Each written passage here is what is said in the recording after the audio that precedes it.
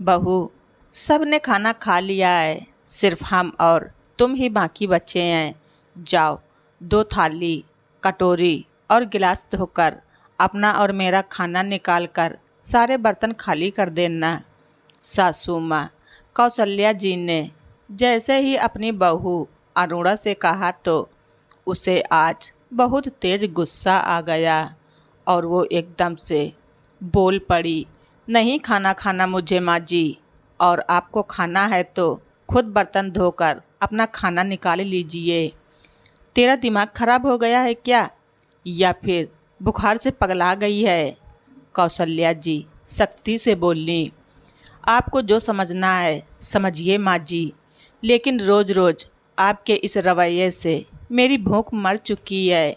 हर समय चाहे नाश्ता करना हो या फिर खाना खाना हो, खाने से पहले बर्तन धुलो, खाना खाने के बाद फिर बर्तन धुलो। अरुणा भी आज गुस्से से बोल पड़ी थी। तो क्या हो गया, दो बर्तन धोने से तुम किस थोड़ी ना जाओगी। मत भूलो ये तुम्हारा ससुराल है, मायका नहीं। कौशल्या जी तेज आवाज़ में बोली। क्या बात हो गई, किस बात पर इतनी बहस हो रही है? कौशल्या जी की तेज आवाज़ को सुनकर सुरेंद्र जी और बेटा जितेंद्र किचन में आ गए। कुछ नहीं जी, बस बहू से कह रही थी खाना खाने के लिए, लेकिन वो मना कर रही है। बस इतनी सी ही बात। कौशल्या जी सही बात को छुपाते हुए बोली।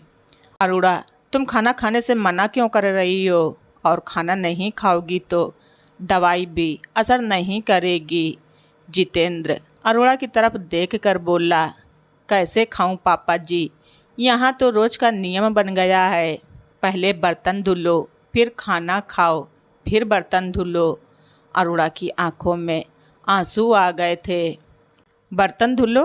क्यों, विमला बर्तन धोने नहीं आ रही क्या? और जब तुम्हें बुखार है तो काम क्यों कर रही हो? सुरेंद्र जी ने पूछा। वैसे तो मम्मी जी उठते बैठते मुझे ताना मारती रहती हैं कि तुम्हारे मायके से कुछ भी सामान नहीं मिला।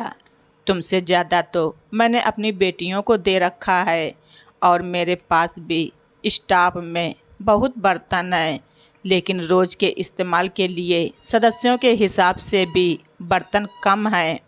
आप लोगों के खाने के बाद मैं धोती हूँ, फिर खाना खाती हूँ।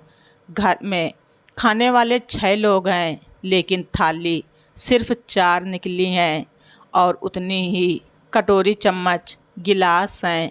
आज मुझे सुबह से बुखार है, लेकिन मम्मी जी ने कहा है कि हमने भी बुखार में घर संभाला है, दवा खाओ और काम करो। अरुणा ने अपने ससुर जी के सामने सच्चाई कह दी। अब आप ही बताइए जितेंद्र के पापा, मैं क्या करूं? ज़्यादा बर्तन होने पर विमला काम छोड़ने की धमकी देती है। उसका कहना है कि आपके यहाँ एक सदस्य बढ़ गया है तो पैसे भी बढ़ाओ। तभी मैंने उससे कह दिया कि बर्तन कम निकालूंगी, लेकिन पैसे नहीं बढ़ाऊंगी। इसीलिए आधे बर्तन रख दिए हैं और आधे ही इस्तेमाल कर रही हूँ। कौशल्या जी ने मुंह बनाकर कहा।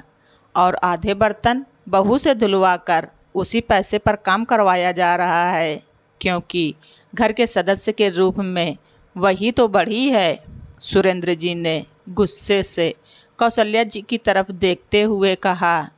सास बनते ही तुम इतनी निर्दयी हो गई कि तुम्हें बहू का बुखार भी समझ नहीं आया, और उससे इस हालत में सारा काम करवा रही हो। शर्म आनी चाहिए तुम्हें।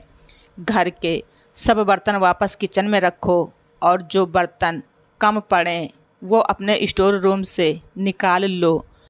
आज के बाद अगर ऐसा कुछ सुना तो ठीक नहीं होगा। बहू को विदा कराकर लाते समय समधन जी से बोलकर आई थी कि अपनी बेटियों की तरह रखूंगी। इसी तरह तुम अपनी बेटियों को रखती हो क्या? कहाँ है तुम्हारी लाडली बेटी? अपने कमरे में आराम कर रही है। उसे तो यहाँ बहू के साथ किचन में होना चाहिए था। सुरेंद्र जी ने बेटी महक को आवाज़ लगाकर बुलाया और उसे भी फटकार लगाई। जाओ, जाकर अंदर से थाली निकाल कर लाओ और अपनी भाभी के लिए खाना लगाकर उसके कमरे में देकर आओ।